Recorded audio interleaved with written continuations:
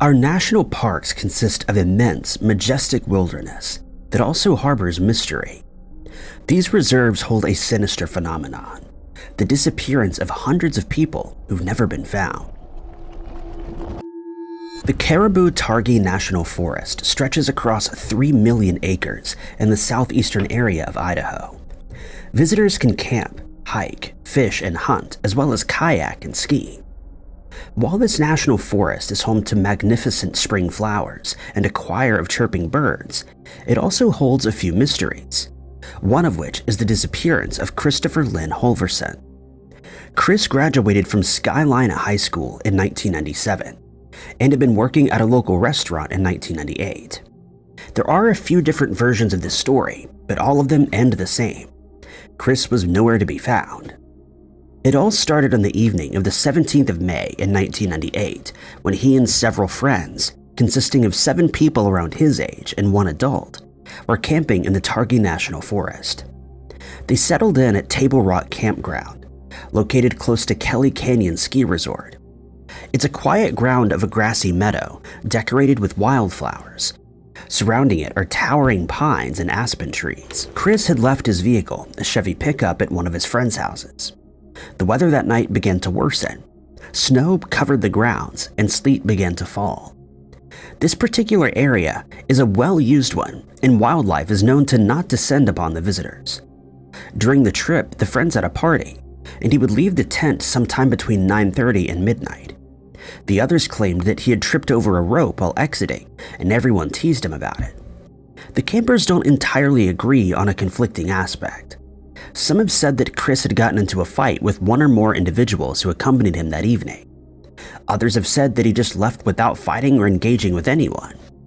Chris walked off in an unspecified direction, which was characteristic of him, as it was reported that he often took off unannounced but always returned. Except this time, the man didn't come back from his trip. He never collected the Chevy from his friend, and he didn't have any of his other belongings with him at the time. It was revealed that Chris's parents were separating, but he didn't seem upset enough by the whole ordeal to run away. There's only one credible sighting of the missing man, which came from the driver at the camp, who stated that he saw a person matching the description standing by a vehicle. He reported seeing a tall man wearing a blue tracksuit with a white stripe, but this sighting has remained unconfirmed.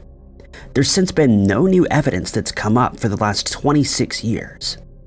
There exist 2 different theories about this case. One of them paints the picture that after walking off, Chris succumbed to the elements. The weather had been rough and he was wearing a light jacket. He didn't have a flashlight on him, but wildlife encounters were rare, and according to the locals and regular campers, it was extremely difficult to get lost in the open wooded area. The second theory is a bit more sinister, yet it remains nothing more than a suggestion. Something happened that night that the group had kept a secret, according to the theory. The campers had told the same story upon investigation, but in the years that followed it seemed to evolve. Allegations have been made about sketchy behavior taking place at the party, and the days that came after the initial disappearance. No one has made an allegation that anyone had taken the man's life, but rumors still run unchecked. There's said to have been some Facebook groups dedicated to Chris, where family and friends of those who camped with him that night might have gotten into back and forth disagreements. Allegations have been thrown around on this group, one of which stated that the stepfather of one of the teenagers had threatened them into silence. That same stepfather had information that he wanted to bring forth, but passed away before he was ever able to do so. These allegations remain exactly that, an allegation, none of which have been proven. At the time of his disappearance, Chris Lynn Holverson was 6 feet and 2 inches tall. He weighed somewhere around 155 pounds and wore a blue jacket with a white stripe on one side. He's described as a brown-haired male with brown eyes and wears eyeglasses. Should anyone have any information regarding the missing man, you're encouraged to contact the Madison County Sheriff's Office at 208-356-5426. He would now be the age of 45 years old. Located in New Mexico is a national park home to many mysteries. The Santa Fe National Forest is made up of 1.6 million acres of valleys, mountains, and mesas that range to elevations of 5,000 to 13,000 feet. Back in 2017, something strange started happening. For several months, an increasing number of man-made structures began to appear. They were made of downed wood and appeared to be intricately designed, resembling something of a teepee. No one would be able to inhabit these structures, as the inside space was far too small, and whoever was making them needed to be caught. Some of these structures were made using 1,000 pieces and stood 2 to 3 stories tall. Forest officials have found at least 8 such structures littered across the park. So, in other words, the Santa Fe National Forest is a pretty weird place that holds some secrets that are yet to be uncovered. But one of the most prominent ones is the case of Melvin Nadell. It was the 6th of September 2009 when Mel went bow hunting with 2 friends. They were in the Elk Mountain area of the forest close to Pecos, New Mexico. With him, he had a .44 caliber revolver, camouflage print Martin bow, and zebra-striped arrows.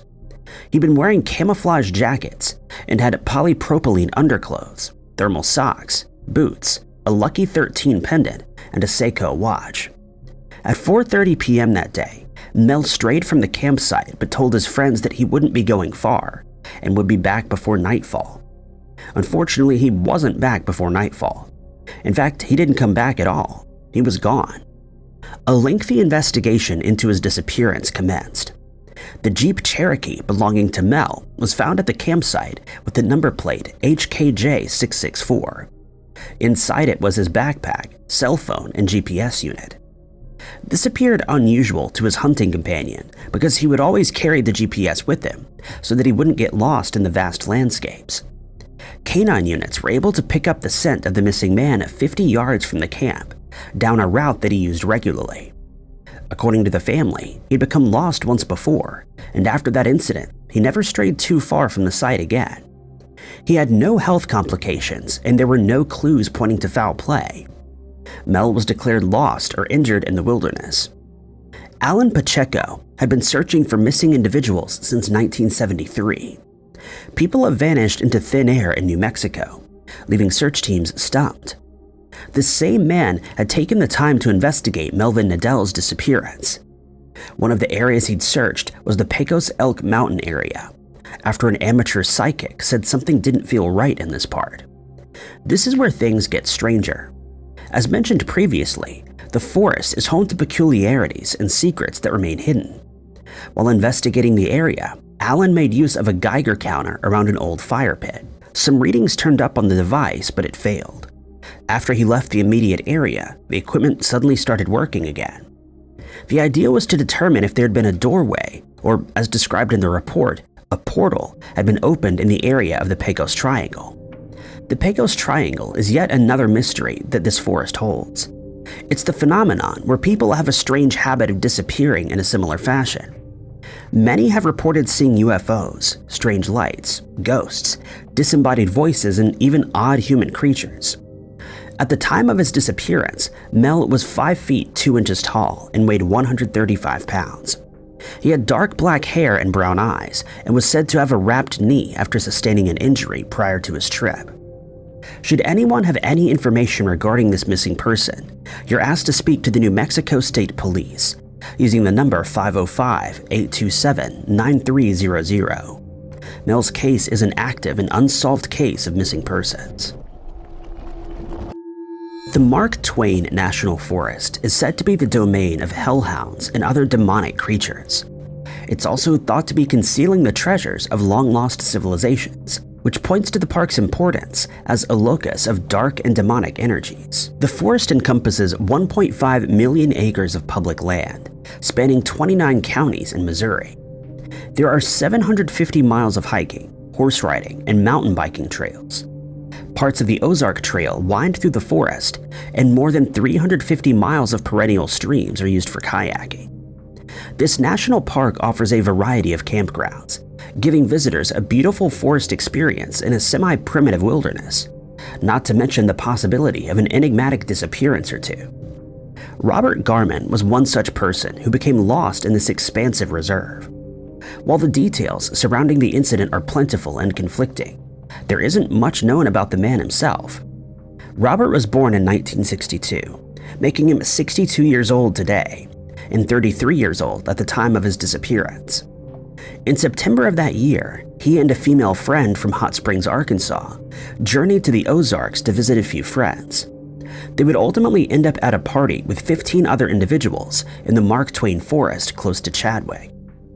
This particular party was referred to as a binge party, one that lasted for several days. According to a few witnesses, Robert had been seen arguing with another male and a female acquaintance. After this, he and his friend left the event. They'd been seen walking into a Cobb Ridge campground on the 24th of September, and he was never seen again. 2 days after the two individuals were reported missing, riders on horseback had found the female companion. She was bruised and disoriented and spoke of an attack that left Robert critically wounded. The woman had no knowledge of who attacked them, nor did the other 15 guests that attended. Additionally, Robert lived 4.5 hours away, which makes it seem odd for him to travel that far to attend a party. He was also found to be using an alias from time to time, Strad Dighton, the same name that's shared with the man from Iowa who passed away in 2010.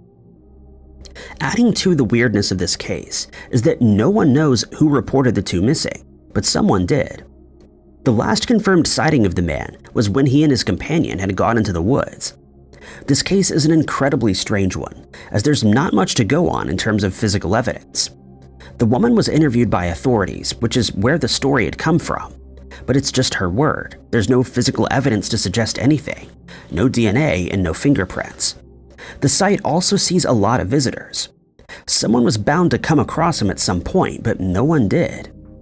At the time of his disappearance, Robert C. Garmin was 33 years old. He had brown hair and blue eyes. He stood at a height of 5 feet 11 inches and weighed 150 pounds. He's said to have various tattoos on his chest, arms, and back.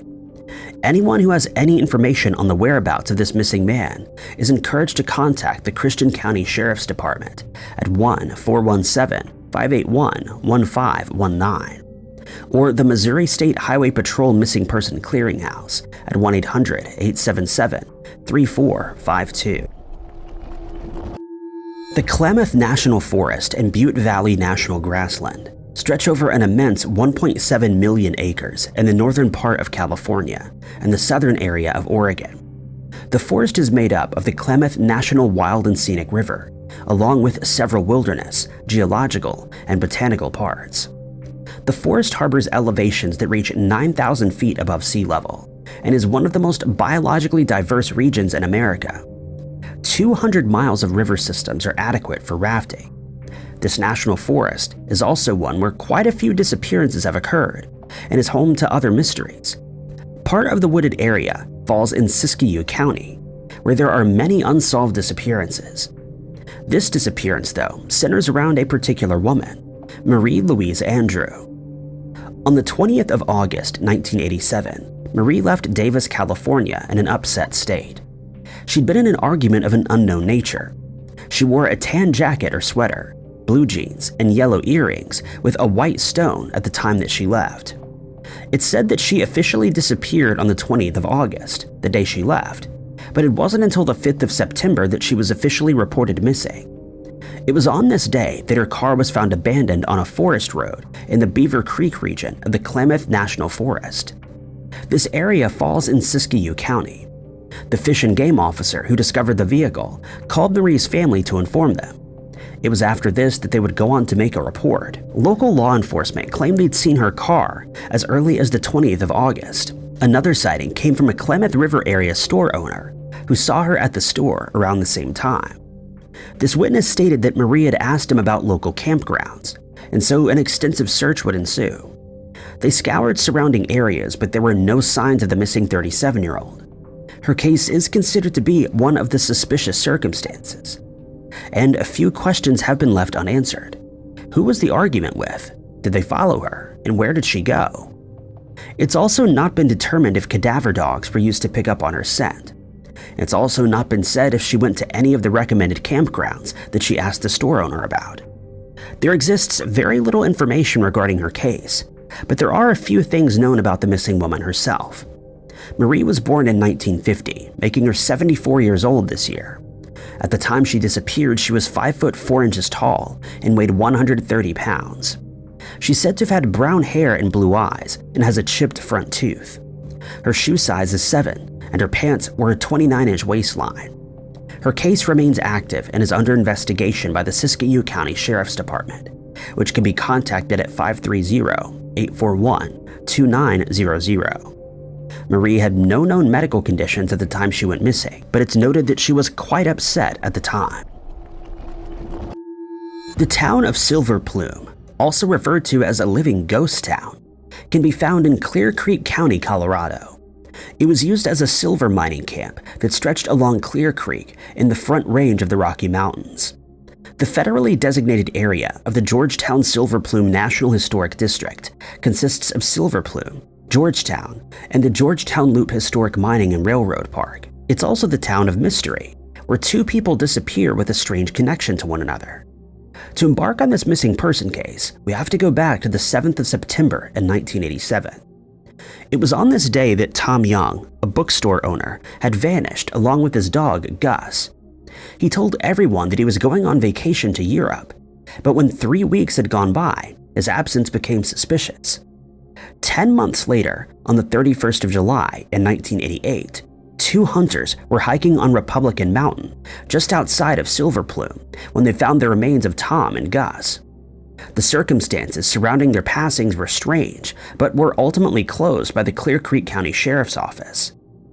This case, though, is about Keith Richard, who, 9 months after Tom's disappearance, had moved into the bookshop and opened an antique store. For 23 years, Keith was a sports reporter for a Chicago newspaper. He learned of the disappearance of the former inhabitant and quickly grew obsessed with the case. He began asking everyone around town about the disappearance and more information about Tom, and would even base a character in his novel on the mysterious disappearance. His daughter, Tiffany, noted that authors like to live the story of their characters, and this is precisely what happened with Keith. 1 week after Tom and Gus were discovered by the hunters, the antique shop owner would close up at 2:30 that afternoon. He began to walk around town, telling everyone that he would be hiking through to the nearby Pendleton Mountain, which he would then climb to the very top of. At 4 p.m., he stopped by Ted Parker, who ran a cafe right across from him, and with whom Keith had been acquainted for 40 years. He told Ted that he would be embarking on this journey, but he didn't take him seriously. But the missing man would be last seen heading toward the Pendleton Mountain. There are 2 trails that can be used to get to the 7,605-foot mountain located in the Denali National Park and Preserve.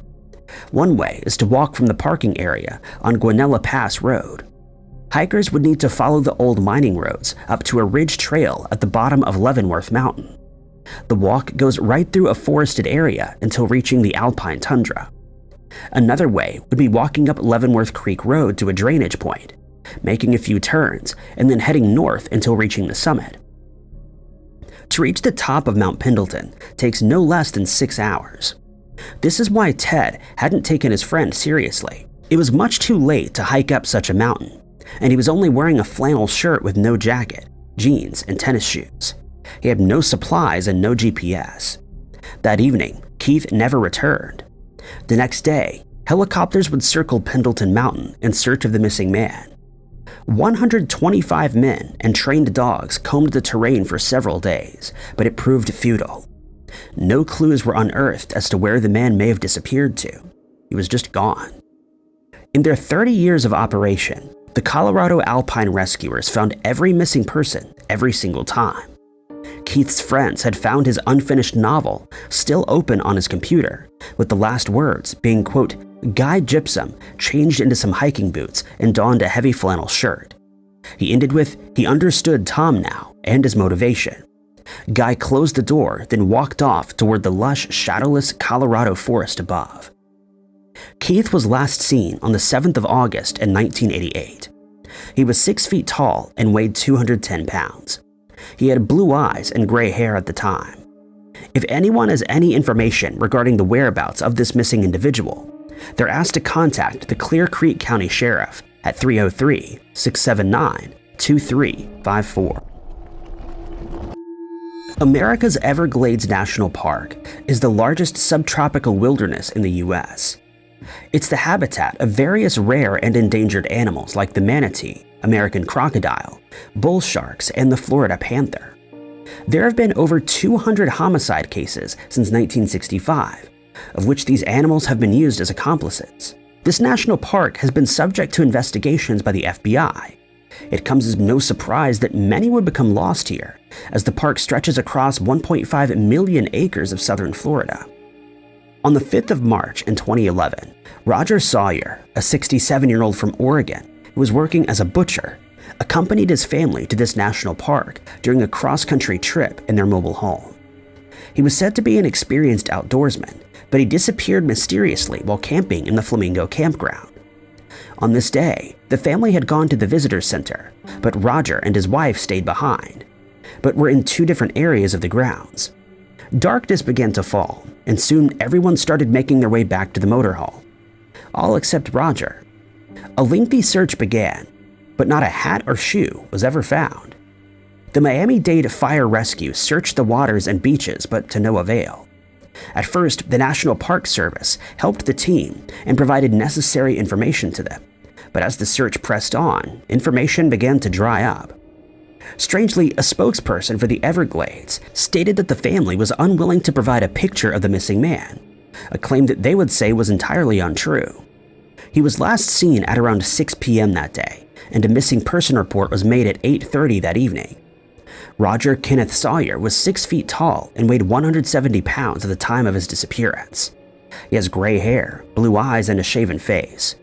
He was last seen wearing khaki shorts, a green sleeveless t-shirt, a ball cap, and Crocs. He uses reading glasses, which are often kept in his pocket and not worn. On his left ring finger, he adorns a gold wedding ring. According to NamUs, there's a possibility that the man was abducted. There's a Facebook page dedicated to finding Roger called Roger Sawyer Fantastic Fisherman, with the earliest post made in 2022. The page has only added to the mystery. One of the family members has made an allegation, highlighting that there'd been an argument between Roger and his wife prior to the Everglades trip. The family members believe that no one just disappears without a trace, and that they will get to the bottom of it. Should anyone have any information on Roger's whereabouts, they're asked to contact the National Park Service. Additionally, the Park Service is looking into how information was disseminated during the search. Crime Stoppers can be contacted at 305-471-TIPS or 1-866-471-8477. Alternatively, you can visit the website at crimestoppersmiami.com and select the Submit a Tip option. Found in the heart of north-central Idaho is the beautiful, diverse land of the Nez Perce Clearwater National Forest, which spans across 4 million acres. The land ranges from the dry canyons of the Salmon River to the moist cedar forests of the Selway drainage. The park provides breathtaking scenery, adventurous wilderness, fisheries, wildlife, and pristine water quality. The forest encompasses the homelands of the Nez Perce Native Americans. It was here that 62-year-old retired state police captain Ronald S. Gray embarked on an elk hunting trip with at least one other from his hometown, North Brookfield. When the trip was nearing its end, Ronald opted to stay for a few more days to hunt by himself, which was something he had done before. Those closest to him were hopeful that he would be found safe since he survived a brutal attack back in Vietnam, but he's been missing since the 23rd of September 2008. After a few days of hunting alone, he was supposed to meet up with the rest of his companions at Otter Butte in the Selway area of the forest, but he never arrived. There does exist an unconfirmed report that a radio transmission was received by the missing man, who said he'd hurt his knee and was trying to make it back to camp. The date of the transmission is not known, and there's also no telephone service in the area. Ronald is believed to have had more than one GPS unit on him at the time of his disappearance, so getting lost was probably not the case here. It wasn't until 3 days later that the retired captain was officially reported missing. His last known area was the Bitterroot Selway, a part of a remote camp on Mirror Lake Ridge. The county sheriff's department, with the assistance of the Hillcrest Aviation and the Idaho Army National Guard, searched the grounds and air for 5 days but found nothing. A group of trained volunteers also helped in searching for Ronald on foot, horseback, and ATV. Some of the searchers had been camped out in the area and kept a campfire going all night, hoping that the missing man could find his way to them. During the efforts, a Black Hawk helicopter was also used. Searches spanned over 5,200 square miles. Deputy Nita stated that when he spoke to the last person who had seen him, Ronald allegedly said to him, "Tell everybody not to worry about me. I'll walk out when I'm ready." Friends and family were hoping that he was somewhere in the forest, having the time of his life. It's been years since the disappearance, and the missing man still hasn't resurfaced. It was also noted that he has extensive survival training, and there's even been evidence that someone has been using the food that's been stashed by hunters, but no one knows who may have done so. But even though Ronald has the equipment to make a fire, there's been no smoke signals, which they know he would have done if he'd wanted to signal for help. The retired captain also goes by the name of Ron or Ronnie. He's said to have a scar on his left leg, on both hands, and on both feet. He's also said to be missing a middle finger on his left hand. Ronald has gray hair, brown eyes, and a shoe size of 9. At the time of his disappearance, he was 5 foot 10 inches tall and weighed around 200 pounds. If anyone has any information regarding the whereabouts of this missing man, you're encouraged to contact the Idaho County Sheriff's Office at 208-983-1100. The missing man would now be the age of 78 years old. As mentioned, the Everglades National Park is subject to many mysteries, cold case homicides, and mysterious disappearances. Adding to the list of Everglades missing person cases, along with Robert Sawyer, is Jacob Olivier. Jacob was just 23 years old when he disappeared on the 24th of August in 2011. He lived in Texas where he grew up with his father. There were reports saying that he'd been in Effingham County just 2 weeks prior to his disappearance. It's also noted that he briefly lived in Pooler, where he had some friends. His parents didn't know that he was in Florida until 6 days after his disappearance. On the 30th of August, park rangers of Everglades National Park saw a green Isuzu pickup that hadn't moved in a few days. It had been in a parking lot close to Pine Glades Lake, the park's entrance. Inside the truck, a receipt was found that showed he'd driven to the Everglades on the 24th. Jacob had no known associates in Florida, so why would he travel there? Laurie Broussard, the mother of the missing man, initially thought that her son was staging his own disappearance. She believed that the motive for this would be to avoid taking responsibility for a child that he may have been the father of. This belief, though, was abandoned when her son failed to return in the months that followed. Laurie suggests that it was uncharacteristic of Jacob to go that long without contacting her. Special Agent David Majewski, who's with the Department of Interior National Park Service, was on the case of this disappearance. He'd gone back to the lake to comb the area for any clues or evidence, but there was absolutely nothing there, just an empty pond. Strangely, there have been no sightings either.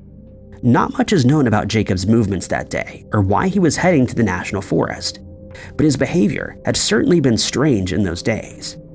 There have since been no confirmed sightings or any information as to his whereabouts, but it's said that he could be in the Savannah, Georgia area.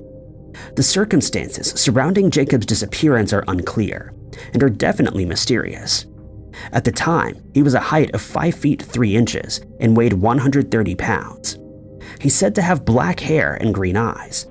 When he went missing, Jacob's hair was in a mohawk style, and his ears were double pierced. The vehicle that was found belonging to him had the Texas license plate number ADG 3707.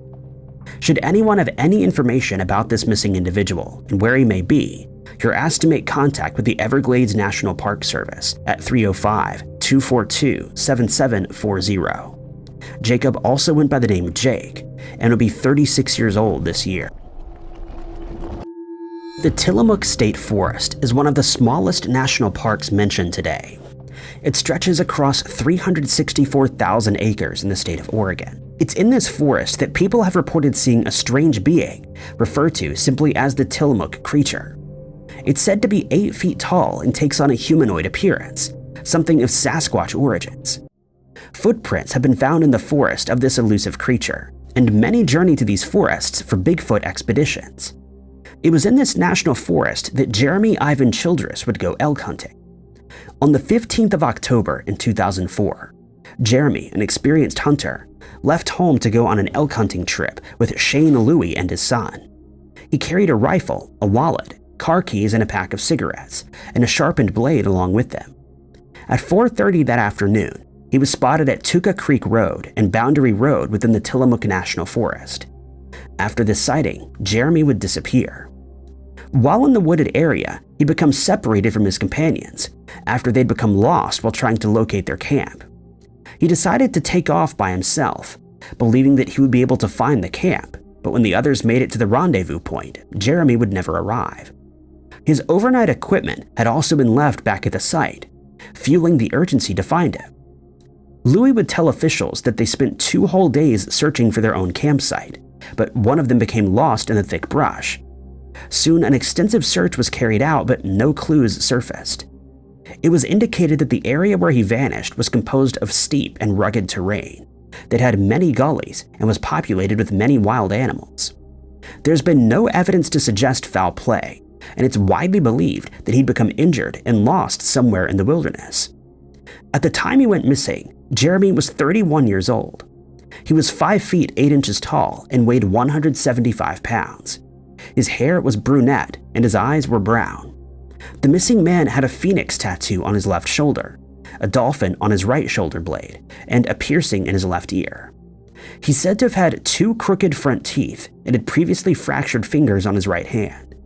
At the time, he was wearing a dark brown Carhartt jacket, stone-washed Levi jeans, brown Copeland hiking shoes, and a blue Nike cap, which had the Nike logo in blue. He also wore a gold wedding band adorned with 5 diamonds and a citizen watch with EcoDrive. The investigative agency is the Tillamook County Sheriff's Office, which can be reached at 503-815-3352, with the case number 2004-14591. Jeremy would now be the age of 51. Olympic National Park encompasses 922,651 acres of diversity.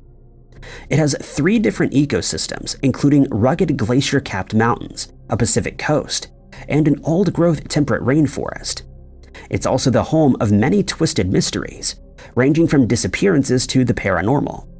It's the place of UFO sightings and strange unexplained lights that move through the Hoh rainforest's trees. It has seen the vanishing of whole families and the enigmatic passings of others. These disappearances have not ceased, and there's one as early as 2022.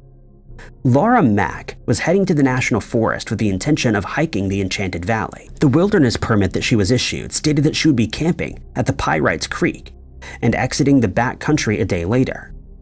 She then indicated that she would be staying a bit longer and later checked in with her boyfriend. Laura failed to do this, and her car was later noticed at the Graves Creek trailhead. She then indicated that she would be staying a bit longer and would later check in with her boyfriend, but Laura failed to ever do this, and her car was noticed at the Graves Creek trailhead. She was officially declared missing on the 2nd of November. Her hike began on the 30th of October, when a significant rainstorm was recorded. Once the weather had cleared up, a volunteer search team began to search for the missing woman. Laura remained missing even with the 19 agencies on board with the search effort. Canine units were brought in along with air and marine operations, but to no avail.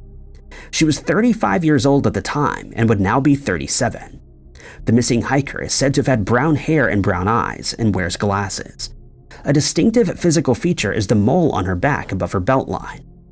Laura was wearing a black and white shirt and carrying with her a gray backpack and emergency whistle. She wore size 8 boots and a safari hat. The Olympic National Park can be contacted at 360-565-3115 with the case number NP22339916. These missing cases don't end here either. Just among the many are the unsolved disappearances of the 1988 case of Michael Osterhold, the 2017 case of Jacob Gray, the vanishing of Laurie Broussard in 2015, and the 2007 disappearance of Christopher Kurz.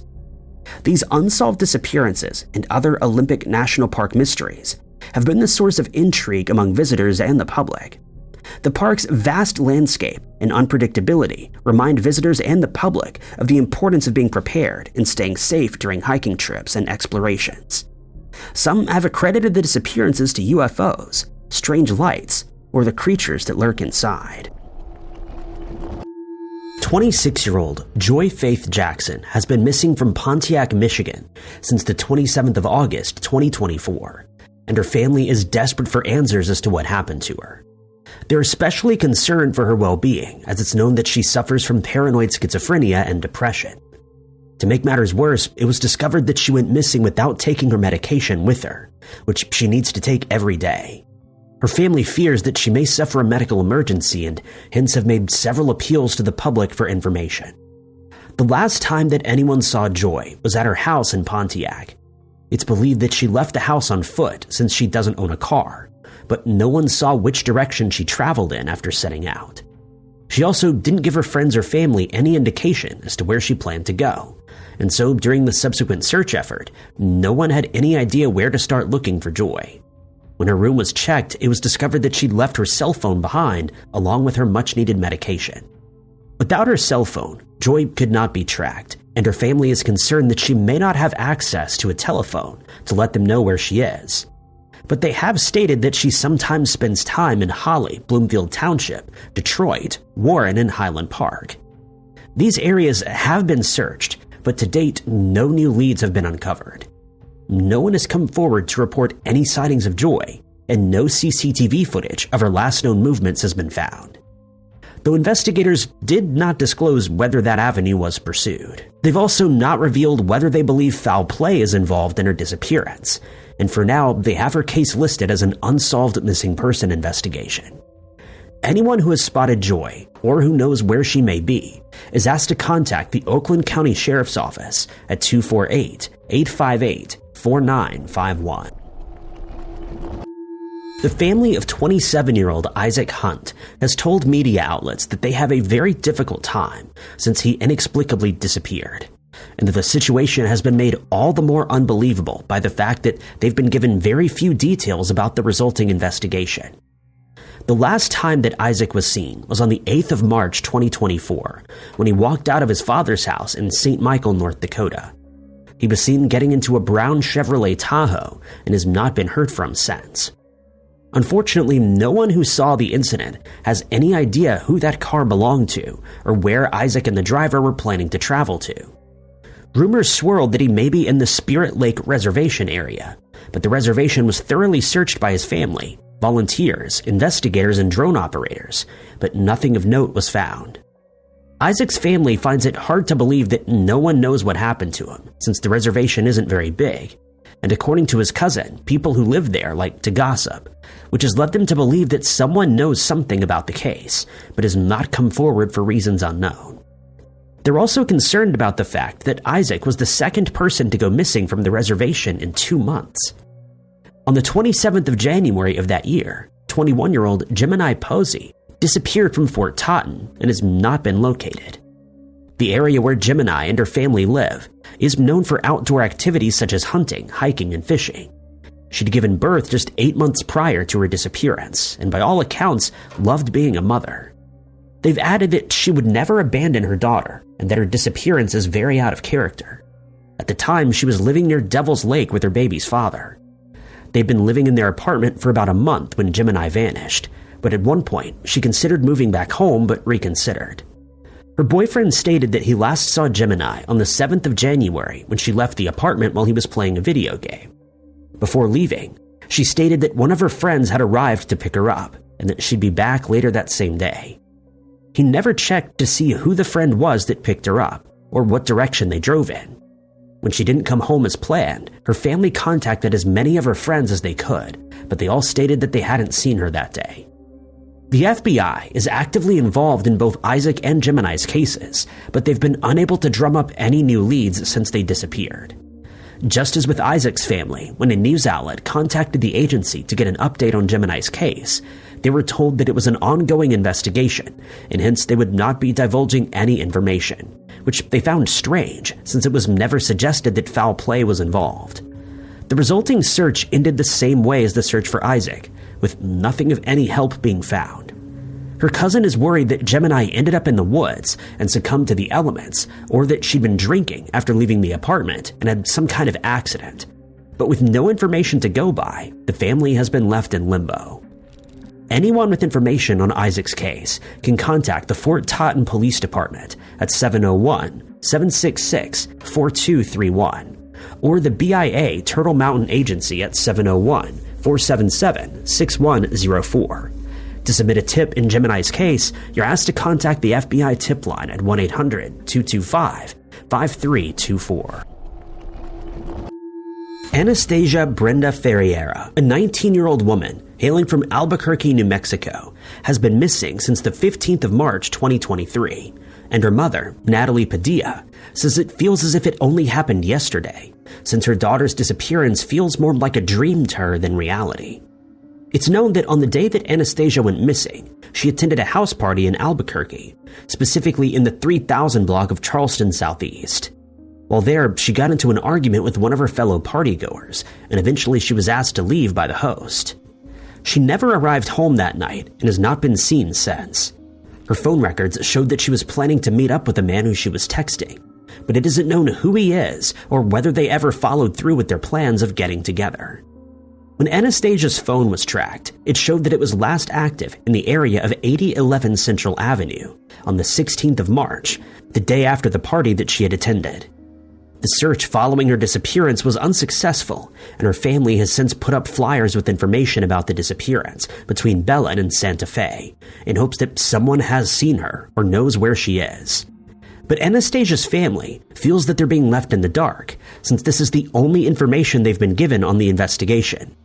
When asked why this is the case, APD Deputy Chief Jorge Vega explained that the steps in the investigation, such as the gathering of cell phone data and tracking the missing person's social media activity, is a timely process and that they need to sift through this information once it's received. A $2,500 reward is being offered to anyone who comes forward with information leading to Anastasia being found, and her family describes her as having brown hair and brown eyes, standing 4 foot 9 inches tall and weighing 100 pounds. The last time that she was seen, Anastasia was wearing a hooded sweatshirt and shorts, though the colors have not been specified. If you or anyone you know have information that can help move this investigation forward, you're asked to contact the Albuquerque Police Department at 505-242-2677. The last time that 30-year-old Christine Julian was seen was on the 14th of April, 2003. Since then, many attempts have been made to contact and locate her, but none have been successful, and her fate remains unknown. Not many details are available in Christine's case, but it's known that she was living in Albuquerque, New Mexico, and that her profession may have been a factor in her disappearance, since she was working as an exotic dancer at the time, specifically at 2 clubs called Baby Dolls and Knockouts. Investigators have theorized that Christine may have been involved with illegal substances, but have not specified whether she may have been taking them or was involved with selling them to patrons at these clubs. She's been known to use the false name Chrissy Lopez at times, and investigators have suggested that she may be doing so if she traveled to a different area to start a new life, but this remains just a theory. Christine was last seen at her house, which is located in the 100 block of Ortega Northwest in Albuquerque. It's not been specified who last saw her, but that witness reported that she left the house at around noon on the 14th of April, and when she didn't return, she was reported as missing. At first, her family and friends weren't too concerned, since they believed Christine may have moved to Wisconsin, where her biological father lives. They thought she may have decided to turn over a new leaf in a new city, and that it would likely be the first place she would think of to do this. They contacted her father and asked whether he had seen her, but he reported that he hadn't heard from her and that she never made it to his house if that was where she was heading. With no further leads to go by, a search was conducted, but no trace of Christine was ever found.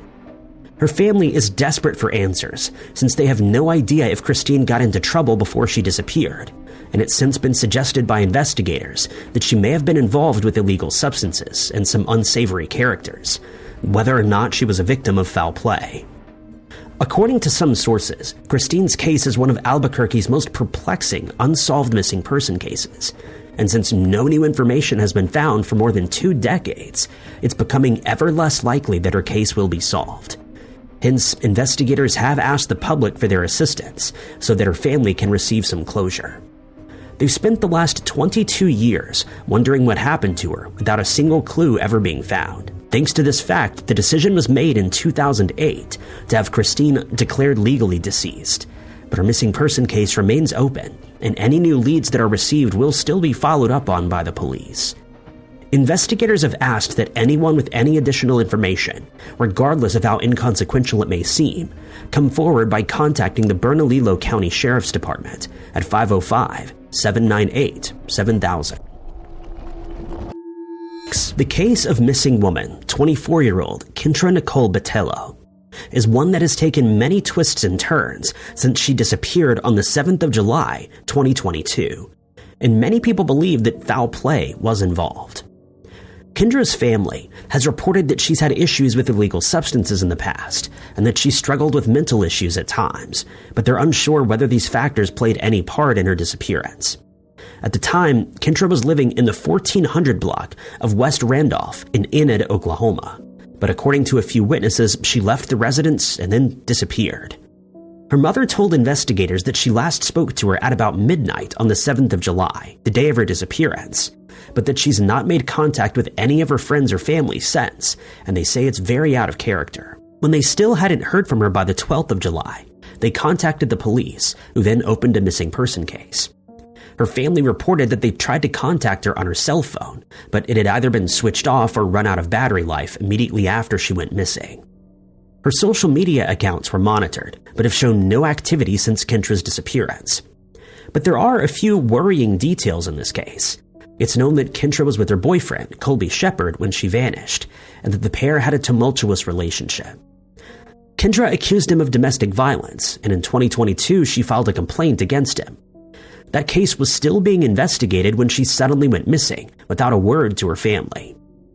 According to Kendra's complaint, she and Shepard were staying at a hotel in Enid when he started assaulting her. She called the police, and when they arrived, she was able to show them marks on her body to prove that the assault had taken place. The case was supposed to be heard in court in February of 2023, but by this time, Kendra had already gone missing, and since she wasn't able to testify, the charges against Shepard were dismissed. On the 20th of July, 2022, a witness from Pawnee contacted the police to report that a woman, who she believed to be Kendra, had knocked on their door and asked if she could have a glass of water. She immediately contacted the police to report the incident, but it was never confirmed whether this was Kendra or not. But the case kept getting stranger when Shepard was found deceased in December of 2023, after they were informed via a tip that they should search a storm shelter behind an empty house on North 12th Street. They followed up on this information, and when the shelter was searched, they discovered his body. Shepard had also been reported as missing after he was last seen at Enid Pizza Hut on the 17th of December 2023, and then inexplicably vanished. Speaking about the incident later on, investigators stated that they believed Shepard's life was ended by someone close to Kendra, who may have believed that he was responsible for her disappearance and ended his life in retaliation. While this is a distinct possibility, no evidence has ever been found that Shepard was involved, despite having been charged with domestic violence in the past. 4 men, Victor Batello, Charles Jordan, Devin Harris, and Heaven Jones, were eventually found guilty of ending Shepard's life, and they were each charged with first-degree murder. Batello is Kendra's uncle, and so it's believed that he hatched the plot to have Shepard done away with. But these cases are still being investigated, and the authorities have released a description of Kendra. She's described as having black hair and brown eyes, standing 5'7" tall, and weighing between 115 and 130 pounds. She's known to wear different wigs at times, but when she disappeared, she had just cut her hair into a short style. Anyone who has any helpful details on this case is urged to call the Enid Police Department at 580-242-7000. 21-year-old Raphael Eduardo Ruiz went missing in Miami, Florida in March of 2010, and he's not been seen or heard from since. Raphael, known to his friends as Rafa, suffers from asthma and hence needs an inhaler for emergencies. On the day of his disappearance, Rafa went to the beach near his house in the company of a woman named Sofia Selitskaya. Once there, they met up with 2 other men, and while it isn't known how long they spent on the beach, Sofia later reported that Rafa simply stood up at one point and walked away, never to be seen or heard from again. Strangely, he didn't take any of his belongings that he had at the beach with him when he left, which investigators found strange. Rafa had a vehicle, but at the time of his disappearance, it was being used by his girlfriend, which means that wherever he went, he had to have traveled there on foot or get a ride from somebody. This is yet another case for which the details are very limited. It isn't known whether any searches were ever conducted, what Rafa's family has to say about his disappearance, or what Sophia was able to provide immediately after he went missing. It also isn't known why his girlfriend was using his car at the time, whether anything was found in the vehicle that could help with the case, or whether Rafa had any reason to disappear of his own accord. Hence, the only details that the public has to go on is a description of Rafa that was provided to investigators by his family. They say he has black hair and brown eyes, stands between 5'7" and 5'8" tall, and weighs between 140 and 150 pounds. When he was last seen at the beach, he was wearing a t-shirt and dark-colored swimming trunks. He's also known to have had a tattoo of the letter K on his left hip and a scar on his right hip. At the time, his hair was cut short at the sides and longer on top. No further details are available in this case, and in the 15 years since Rafa went missing, no one has come forward with a sighting. No CCTV footage of his last movements has been found, and he's not been in contact with anyone he knows. If you have any additional information that can help track Rafa down, you're asked to contact the Miami Beach Police Department at 305-673-7776. After 39-year-old Troy Spencer Marx went missing, rumors started to spread that his life had been ended and that his body was buried somewhere in New Orleans or Baton Rouge, but this has never been proven, and the investigation into his disappearance is still ongoing today. At the time, Troy had 2 sons, aged 9 and 10. The boys didn't live with him, but since he was staying at a halfway house in Gretna, Louisiana, he always made sure to keep in touch with his wife, Ashley, and their children. His wife would later report that he'd struggled with substance abuse problems in the past, and that he may have had a relapse shortly before going missing, but this remains just a theory. The last time that he was seen, a friend of Troy's dropped him off close to Dorgenois Street in New Orleans, where he was supposed to start working on a concrete job. But it was later discovered that he never made it to the site and has not been in contact with his family since. Troy was driving a company vehicle, a dark gray 4-door Ford F-150 pickup truck, when he vanished, and his employer would later call the police when he found the truck abandoned in a parking lot of a property in Baton Rouge. The vehicle was impounded and eventually sold, and it isn't known whether it contained any helpful clues. It was later revealed that some of the truck's windows were missing, and that they may have been broken after someone fired a weapon at them. If this is the case, there's a possibility that Troy may have been attacked by someone, but again, this has never been proven.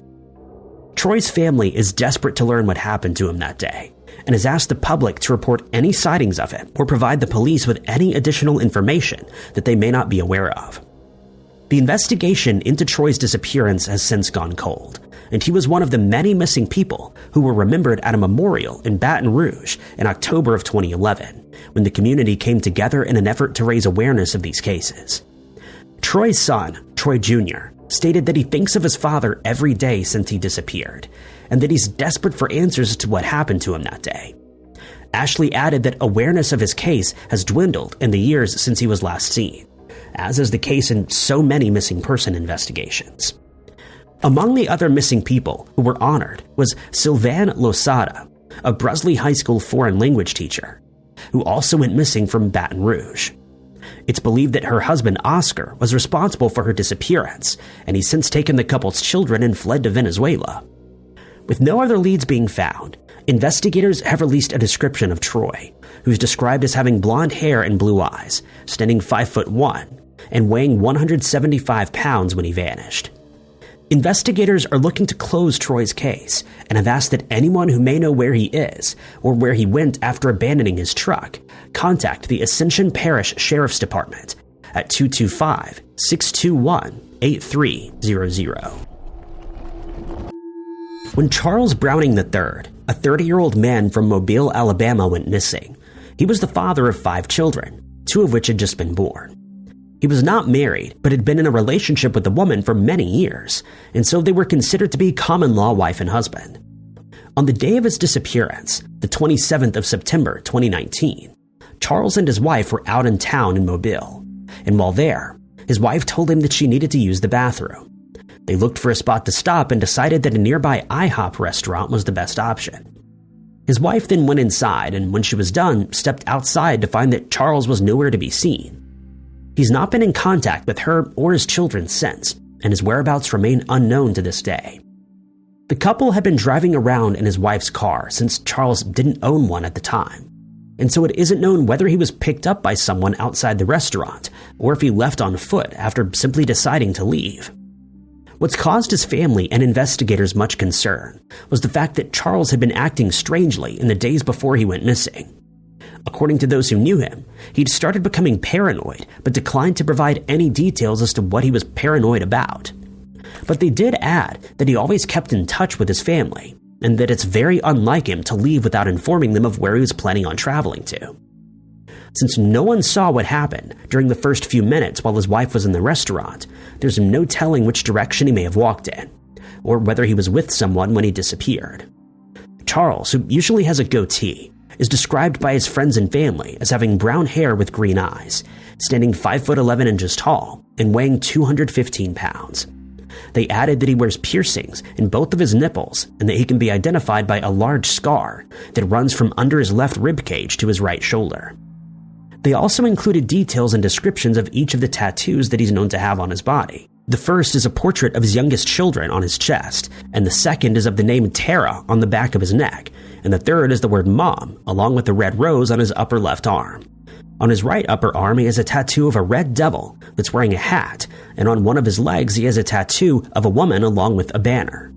He has the words Loyalty Omerta Respect on his abdomen, and the words In Loving Memory of Nan on his forearm, and another of several koi fish on the other arm. Luckily, Charles's family had photos of some of these tattoos and were able to provide investigators with images that were then released to the public in case someone had seen him, and so that they could recognize him if he was spotted. When Charles's wife last saw him outside the IHOP, he was wearing khaki shorts, a maroon shirt, a blue and white baseball hat, and brown flip-flops. His case remains open, and anyone with additional information can contact the Mobile Police Department at 251-208-7211. 39-year-old Monty Cornelius Glover's family has told the media that they don't believe there's any foul play involved in his disappearance. But since he's still not been found, they've pleaded with the public for any information that they may have. Monty hailed from Kingsland, Georgia, where he lived in the 100 block of Morris Street. Due to a mental health issue, he was taking medication every day, but it isn't known whether this was a factor in his disappearance. According to his family, he was home with them on the 21st of June, 2019, and between 12:30 and 1 a.m. he decided to go to bed. This wasn't in any way unusual, and he didn't seem to be acting strangely. But when his family woke up the next morning, he didn't come out of his room, and when it was checked, they were shocked to discover he wasn't there. They searched the rest of the house and the surrounding area, but to no avail. And when he hadn't returned to the house by 7 a.m., they decided to contact the police to report him as missing. The Kingsland Police Department opened a missing person case, and an investigation was immediately started. When Monty's room was searched, it was found that he left his shoes behind, and so was walking around barefoot, which would have made him very noticeable. It's also believed that he left shortly after going to bed, rather than later that morning. But he left no indication as to why he left or where he was heading. His family thinks he may have been on his way to Brunswick, or that he never left Kingsland. They became even more concerned when it was discovered that he left the house without his prescription medication that he needs to take every day. Without it, his mental condition could worsen, and hence make him more vulnerable. They told investigators that he didn't own a cell phone, and could not have gotten far since he didn't own a car, unless he was picked up by someone after setting out from the family's house. Monty's aunt later described the last conversation she had with him, stating that he seemed very happy, and in no way troubled by anything that would make him want to leave without informing them of where he was going. Residents of the neighborhood were used to seeing Monty walking up and down the road every day, since it was a habit that he enjoyed. He would stop and talk to passers-by, but would always check in at the house every now and then. The family lived just a short distance from his sister's house, and he would look in on her on occasion while he was walking around. Not a single lead or evidence has ever been found in Monty's case, and his family has vowed to never stop looking for him until they find the answers that they are so desperately looking for. The only remaining lead in Monty's case is a description that's been provided by the Kingsland Police Department. They say he has black hair and brown eyes, stands 5 foot 10 inches tall, and at the time weighed 175 pounds. When he went to bed that night, he was wearing a black t-shirt and black pants. Since his eyeglasses were not found in his room, it's believed that he took them with him when he left the house that night. Anyone with information in this case is asked to contact the Kingsland Police Department at 912-729-8254. When 29-year-old Patricia Adkins, who'd been missing since the 29th of June 2001, had not been located by 2006, she was legally declared deceased. But her case remains unsolved, since it was never determined what happened to her. Patricia had a 7-year-old daughter with whom she lived in Marysville, Ohio with. She was divorced from her husband, but the pair still spoke often, since they decided to keep in touch for their daughter's sake. She'd been working as a second-shift assembly line supervisor at the Marysville branch of Honda of America plant for 10 years before she went missing, and according to her friends, she was in a less-than-ideal relationship with one of her coworkers.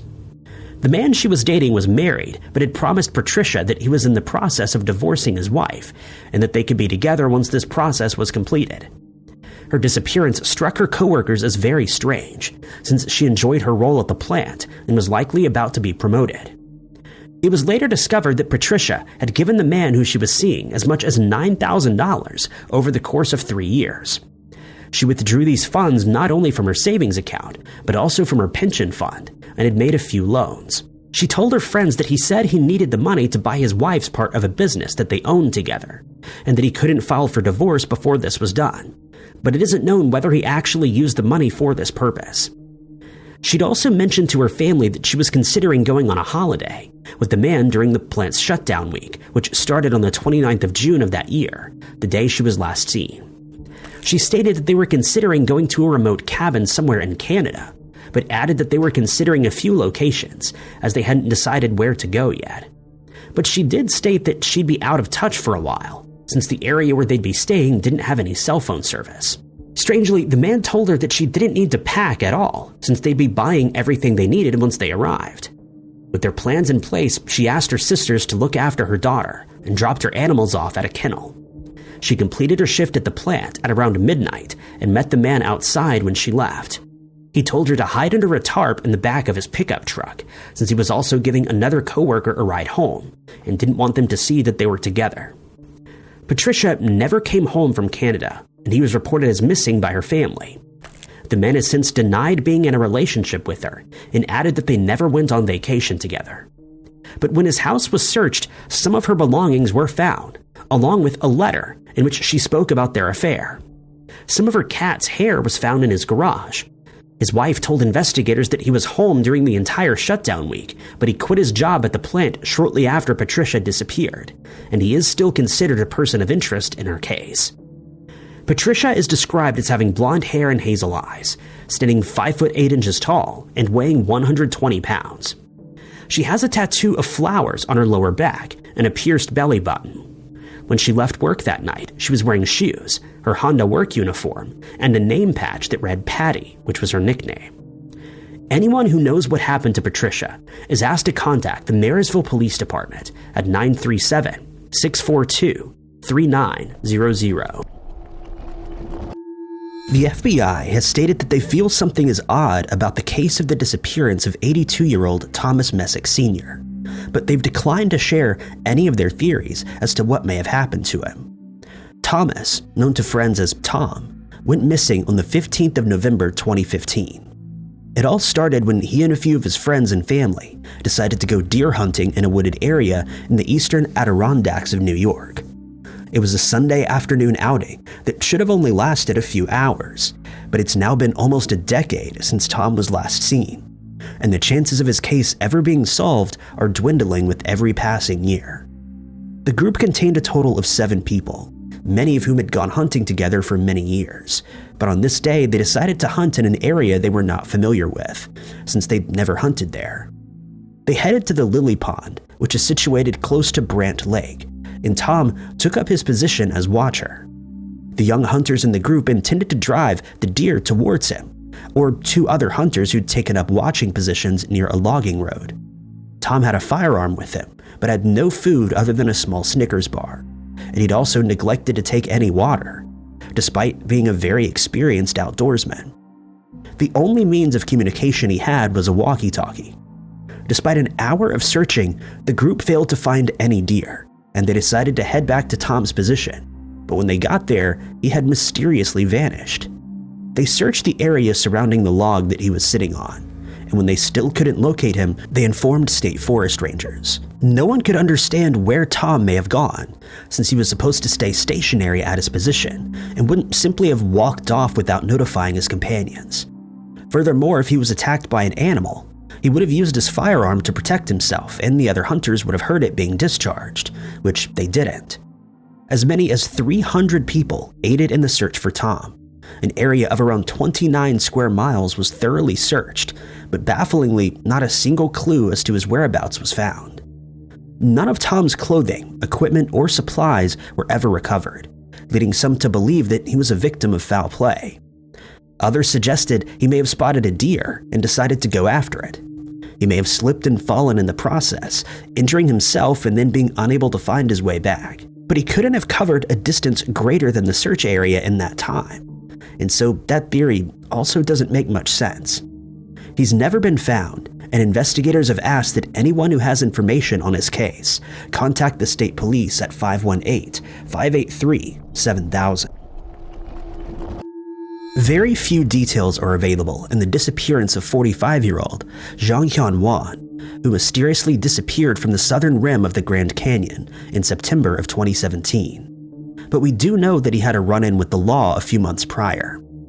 In May of that year, a Knoxville police officer was driving east on Galesburg Road when someone in a white Toyota Camry suddenly cut him off, and he had to brake hard to avoid rear-ending the other vehicle. The driver of the car then turned on their hazard lights and came to a stop, but they then turned the hazards off and continued driving. The officer decided to initiate a traffic stop, and when he got to the car, he learned that the driver was Zhang Hyun-Wan from Korea. The pair struggled to understand each other since Zhang Hyun spoke very little English, and the officer had to call for an interpreter. And it was then revealed that he was traveling from LA, headed to New York, since he'd decided to move there. He also stated that the car he was driving belonged to his nephew. A canine officer took his dog around the car, and it quickly indicated that there were illegal substances inside. This gave them the grounds to conduct a search, and when they did so, they found a small container of illegal substances along with a digital scale. But Zhang Hyun was adamant that these items did not belong to him. This made very little difference though, since every driver is responsible for what they have in the car that they're driving. And eventually, Zhang Hyun admitted that the substances were a gift from a friend of his who lived in California. He was arrested and charged, but it seems that by September, the matter had been settled since he was seen driving that same car close to the Newhants trailhead in the Grand Canyon National Park on the 17th of September. That same day, the white Toyota Camry that he was driving was found abandoned at Moran Point, and when its license plate was checked, it was found to be the same vehicle that had been stopped by the officer in May. It's believed that he was either driving to LA from New York or vice versa, but no one came forward to report that they'd seen him hiking in the area, or that they'd spoken to him before he vanished without explanation. There's no information on a search being conducted, but whether this was done or not, no trace of Zhang Hyun has been found in the years since he disappeared, leading to many theories being suggested. Some people think he may have headed down one or more challenging trails in the area, and having no equipment or supplies with him, either got dehydrated or injured and succumbed to the elements. Others think he may have met up with someone in the area where his car was found, and that he simply never returned. Anyone with information that could help find Zhang Hyun is urged to contact the National Park Service at 888-653-0009. The family of missing 66-year-old Teresa Hartley say that not knowing where she is or what happened to her has left them feeling as though they're in limbo, and they're still searching for answers nearly 2 years later. One of the last people to have contact with Teresa was her priest, Phyllis, who told investigators that she received a text from her on the 9th of March 2023, stating that her landline phone was down, but that she could still be contacted via her cell phone. Teresa, who hails from St. Augustine in Florida, had been suffering from memory loss issues in the months before she disappeared, according to one of her close friends, Robert Markwell, who took on the responsibility of paying her water bill and electricity bills since she kept forgetting to do so. Teresa's roommate later told investigators that she left their house with a friend of hers to collect firewood. She mentioned that she'd be stopping in at Robert's house at some point, but this never happened. What is known is that Teresa and a male friend left in a white Dodge pickup truck with a trailer and traveled about an hour to the Ocala National Forest, but the truck got stuck close to North Forest Road 88. It's also known that they both had consumed alcohol and were under the influence of illegal substances at the time. They got out of the truck and started walking to find help, but at one point, Teresa's friend told her to go back to the truck. Strangely, he didn't return to the truck for 2 days, and when he got there, she was nowhere to be found, which comes as no surprise since she wouldn't have had anything to eat or drink. No one has seen Teresa since, and her case remains unsolved. Unfortunately, Teresa decided not to take her cell phone with her, and so she could not be contacted or tracked. She also couldn't call anyone for help, and many people had been left wondering why her friend decided to leave her out in the wilderness on her own for 2 days. Her family also wonders why they decided to drive all the way out to Ocala, where St. Augustine's forest had plenty of firewood to collect. Robert contacted the male friend when he couldn't get a hold of Teresa, but the man hung up on him for reasons unknown. The Marion County Sheriff's Office, aided by volunteers, scoured the area but could only come up with 2 chairs that belonged to Teresa and a few cigarette butts that may have been left there by her. Despite all these weird elements in the case, investigators do not suspect foul play to be a factor. Teresa is described as having blonde hair and blue eyes. She stands 5 foot 8 inches tall and at the time weighed about 160 pounds. The last time that she was seen, she was wearing a dark shirt and blue tennis shoes. Anyone who knows where Teresa is, or who has any information on her case, is asked to contact the Marion County Sheriff's Office at 352-732-8181, or the St. Johns County Sheriff's Office at 904-824-8304. 28-year-old Brianna Mitchell, who hails from Worland in Washakie County in Milwaukee, went missing on the 22nd of July, 2023, and to this day, no one has been able to figure out what happened to her.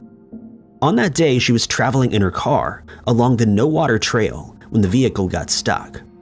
She was known to often go into this area, known as the Badlands, to explore and to take a break from her everyday life. At around 2 a.m. that morning, she called her boyfriend, Christian Romero, to inform him that her car was stuck. He immediately drove to the area and searched for her, but had no luck in locating her. He then contacted the authorities, who, upon searching further, located her car, but Brianna was no longer there. A search of the surrounding area resulted in some footprints believed to belong to Brianna being found, but they led to within about 1,000 yards of No Water Road, where they suddenly stopped. One of her boots and her shirt were also found near her car. Brianna's cell phone provider was contacted so that her cell phone could be tracked, but it's since been switched off, and searchers had a tough time knowing where to look for her, since they're unsure as to which direction she may have walked in. A pilot searched from the air, while officers and about 20 volunteers searched on horseback and foot, walking shoulder to shoulder to ensure they didn't miss any areas, but to no avail, nothing was found. On the 26th of July, sniffer dogs were taken to the area to aid in the search, but they were unable to find Brianna's scent, likely since she'd been missing for 4 days by that point.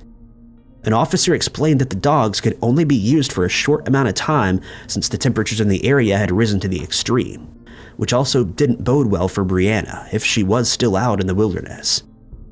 Investigators added that they were treating the case as more than just a simple missing person case, since they didn't know what exactly happened to Brianna, and foul play has not been ruled out as of yet. At one point, a sniffer dog indicated that there may be something in a nearby pond, and a diver was brought in to see what they could find, but despite hours of searching in the water, nothing of any help was found, since visibility in the pond was almost zero. It was then decided that the pond needed to be drained, and over the course of 3 days this was done with the use of donated pumps. As the water receded, searchers scoured the mud for clues, but once again, nothing was found. One final search of the area was conducted, but when no trace of Brianna could be found, all searches were officially called off, and to this day, no one knows where Brianna is or what happened to her that morning. Investigators have, however, stated that their investigation into the case remains ongoing, and any tips that are received will be followed up on. Brianna is described as having brown hair and green eyes, standing 5'5" and weighing 130 pounds. If you or anyone you know have any useful information on Brianna's case, you're asked to contact the Washakie County Sheriff's Office at 307-347-2242. 62-year-old Fern Lovett Baird was hiking in the Sawtooth National Forest in Idaho on the 19th of October 2020, when she mysteriously disappeared, and the authorities have been left baffled by the fact that not a single trace of her has ever been found. Fern is no stranger to the outdoors, since she's an experienced hiker, but she usually stuck to the less technical trails, since she isn't someone who usually takes many risks, and rather enjoys hiking as a casual hobby. At the time when she went missing, she was a broker at Powder Beach Realty, and was also the owner of Yopa bags that she created in which people could carry their yoga mats and equipment. She was also in good health, since she and her friends often went on hikes together, and she worked as a ski instructor in the past. At 1:17 p.m. on the 19th of October 2020, Fern signed the logbook at the Prairie Creek trailhead and headed out for a hike. When she didn't return to the hotel where she earlier asked about good hiking spots, staff contacted the authorities to report her as missing. Her car was found still parked in the parking lot, but this offered no further clues since she could have chosen from multiple trails from there. A Tulsa, Oklahoma family who signed the book at around the same time as Fern was located after she was reported missing, but they stated that they didn't see her while they were hiking along the West Fork drainage area. Another couple whose names were also found in the logbook was tracked down, but they also didn't have any contact with Fern and were oblivious to the fact that she had disappeared. Investigators and members of Idaho Mountain Search and Rescue started a search, but since they didn't know which trail Fern took, they were uncertain where to start. Helicopters, drones, searchers on horseback, motorbike riders, and search dogs combed as many areas as they could, but found no sign of the missing woman. The Prairie Lakes, Norton Lakes, Minor Lakes, and Mill Lake areas were thoroughly searched, but to no avail.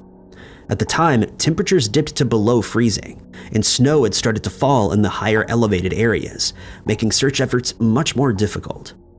One final search was conducted on the 30th of October, but when that failed to produce any results, it was called off for good.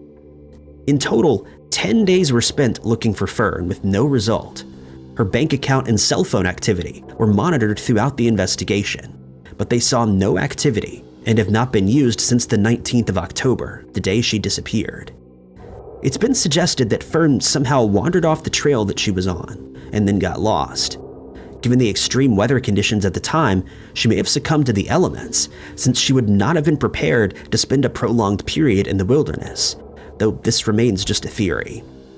Another search was carried out the following year during a training exercise, but all that was found was a cell phone belonging to a hunter who'd lost it while he was in the area during a previous fall.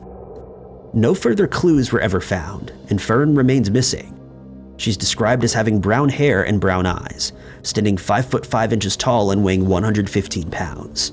She was last seen wearing a light gray jacket and black pants. Anyone who has information on Fern's case can contact the Blaine County Sheriff's Office at 208-788-5555.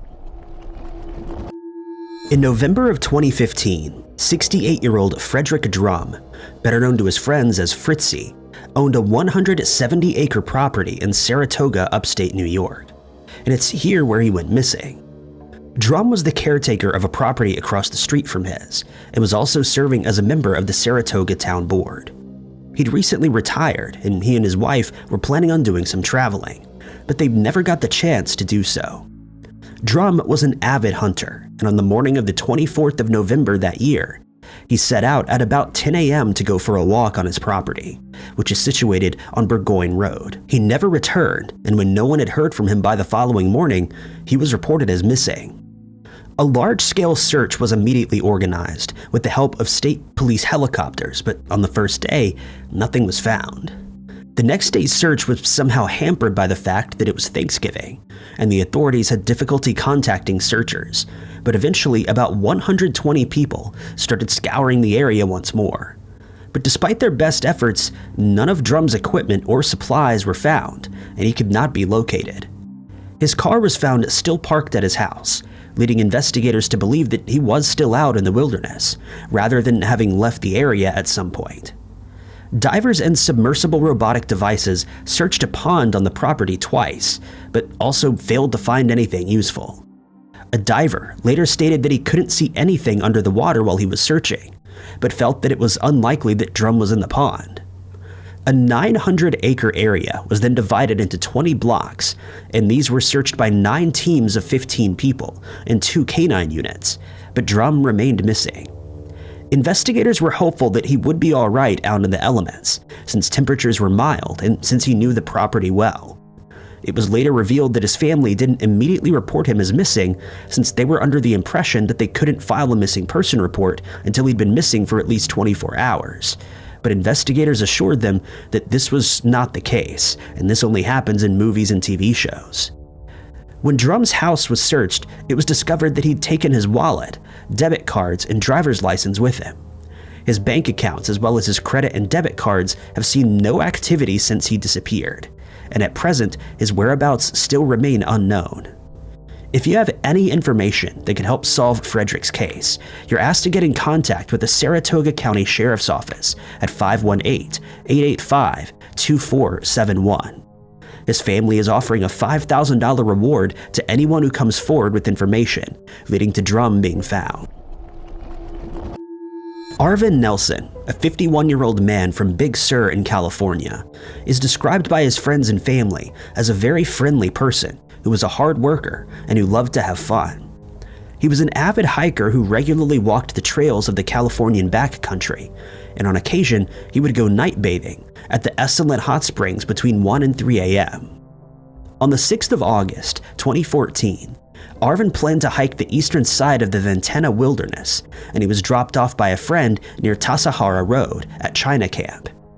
He'd never hiked this area before, but knew that he would have to travel deep into the forest and was excited to get started. According to his friends and family, he was well equipped for the journey, taking enough water and food to last for about 7 days. He planned to return to the Big Sur station on the 24th of August, 8 days after setting out, and informed his family that if he didn't arrive there on that day, that they should file a missing person report. Unfortunately, this is exactly what happened, and his family contacted the authorities, though they only did so on the 16th, 2 days after he was expected to return. A search party of about 30 people was formed, and a search for Arvin was underway. The search party contained members of the Monterey County Sheriff's Office, the National Guard, California Highway Patrol, and the U.S. Forest Service, as well as the Coast Guard, and they were aided from the air by 3 helicopters.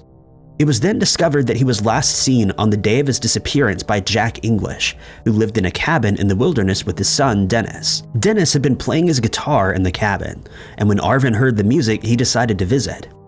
He stayed with the 2 men for the next 2 days, but they were then picked up by a helicopter. Arvin decided to stay in the cabin until the 9th, after which he planned to hike to Sykes Hot Springs, which is about 11 miles from there.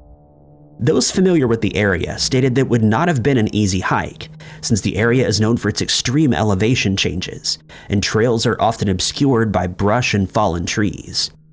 The journey would have seen him crossing the Big Sur River several times, which may have been dangerous since the water can flow very fast during certain parts of the year. Searchers were hopeful that Arvin would be found since he was experienced with the outdoors and had a lot of supplies with him. But despite their best efforts, none of the items he had with him were ever recovered. The areas that Arvin is thought to have hiked through are usually full of hikers, but no one reported seeing him on the day that he vanished. It's been speculated that he may have slipped and fallen and was unable to find his way back to civilization. The area also contains many cliffs, and he may have slipped over one of these if he somehow failed to keep to his intended trail. It's also possible that he ended up in the Sur River and was unable to swim back to shore. His friends and family have not ruled out foul play, since they know of illegal activity that was going on in the area. If Arvin accidentally stumbled across a group of these people, they may have seen him as a threat and harmed him. If you've seen Arvin or know where he may be, you're asked to contact the Monterey County Sheriff's Office Department at 831-755-3722, quoting case number 1405301. Gloria McDonald was 68 years old when she disappeared from the Queen Wilhelmina State Park in Arkansas on the 26th of January 2001, and to this day, her case remains an unsolved mystery. Gloria had just moved to Mena in Arkansas with her husband Daniel the previous year, and she started working as a news reporter for a local newspaper. Her family states that she enjoyed keeping active by doing aerobics, but she wasn't someone who spent much time out in the wilderness. On the day of her disappearance, Daniel's son from his previous marriage was visiting from Florida, and he and his girlfriend Gloria and Daniel decided to go out for breakfast in town before going on a hike in the national park. After breakfast, the group headed out to Lover's Leap Trail, and upon arriving there, they were surprised at how quiet the area was, since there was only one person sleeping over at the lodge. This was not unusual though, since it was during the off-season, and the only other people around were lodge staff as well as some maintenance workers. They reached the trailhead at about 2:25 p.m. and they headed out. Their progress was halted about 200 yards down the pass as they came across tree limbs that had fallen during a storm, and they were covering the trail. The group decided to climb over the limbs and other debris, but this did not appeal to Gloria, and she decided to head back to the lodge on her own, stating that she would visit the gift shop and restaurant. It was only a short walk, and she should have made it back without any issues, but when the rest of the group arrived about 30 minutes later, they were surprised to find that Gloria wasn't there. They checked their car and found her belongings inside where she had left them. One maintenance worker stated that he saw a woman fitting Gloria's description, a redhead wearing a yellow jacket, but he said he had no idea where she went after that. When she couldn't be located at the lodge, the authorities were informed that she was a missing person, and a search was started. Special agents from the Arkansas State Police aided in the search along with the Polk County Sheriff's Office deputies and search dogs as well as helicopters, but Gloria remained missing. Strangely, the dogs picked up her scent behind the lodge and followed it to a nearby road, but this is where they lost the trail. Her disappearance continues to baffle everyone involved, and it's been suggested that she was harmed by someone that she'd written about for the local newspaper, but this has never been proven. Strangely, none of the park employees could say for certain that they saw Gloria with the group that day, leading some people to believe that the family had something to do with her disappearance, but they were all questioned and cleared of suspicion. Anyone with information on this case is asked to contact the Polk County Sheriff's Office at 479-394-2511. 61-year-old Shirley Bowman has been missing since the 20th of July, 2020, when she went on a hike in North Bend, Washington. A few clues were found during the investigation into her disappearance, but Shirley has never been located. She was known to have a great love for the outdoors and would go on a hike or a walk at least once a week. At the time, she was working at an Ace hardware store and could often be seen riding her bicycle around the area where she lived or hiking the Snoqualmie Valley Trail. She was well known by the surrounding community and was well liked by all accounts. She often supplied homeless people in the area with sleeping bags, mats, or tents to shelter in, and it isn't thought that she had any enemies that would wish to harm her, making her disappearance all the more strange. Her daughter, Kane, describes Shirley as her best friend, and has repeatedly appealed to the public for any information on her case, but her case remains unsolved to this day, and her family is desperate to find out what happened to her. What is known is that Shirley was camping near Middle Fork Road in North Bend, Washington, on the 20th of July, and that she intended to hike the Quartz Creek Trail to Lake Blethen. She told her family that she would be back home 2 days later, on the 22nd of July, but when she didn't return, they became concerned and contacted the King County Sheriff's Office to file a missing person report. Her son told investigators that he dropped her off at the trailhead on the 20th of July, after which she headed out to find a good camping spot.